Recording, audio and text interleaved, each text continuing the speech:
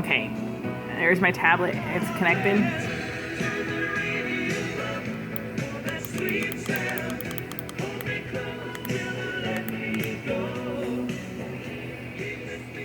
So you have to hold down the button. It's at 0 right now. Let's put it at max.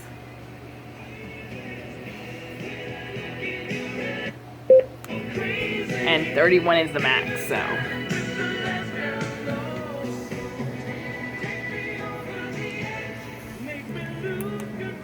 You can pause it. See how it paused on my screen right there? I push the pause button, so I push the play button and it starts playing. So, they are Bluetooth connected. As you can see, the little Bluetooth right there in the front means that it's connected. Of course, it displays your time. You have your mute, where it mutes it totally, but it's still playing. And then, play. What'd I do? Oh, fudge. My Bluetooth, my computer's trying to pick up my Bluetooth now. I just lost Bluetooth control. See how it's no longer connected to Bluetooth? So, let's turn this back on. So, I just turned it off. And it paused it right there because it lost connection. Let's turn this on. It's kind of temperament. There it goes. Let's see if my Bluetooth is on. Come on.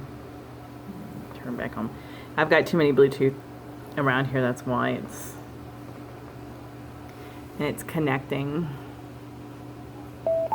See, it's connected now, so it's solid. So when it's not connected, it does it as a blinky blue light. But there you go.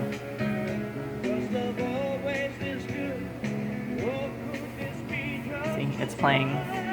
It's playing. You can pause it again. Pause it. See, it's connected. Play it. Overall, it's a good speaker. It's not that loud, but it definitely works. You know, I plan on putting this in my 67 Mustang because we have an AM radio in there. So, overall, it's a decent product.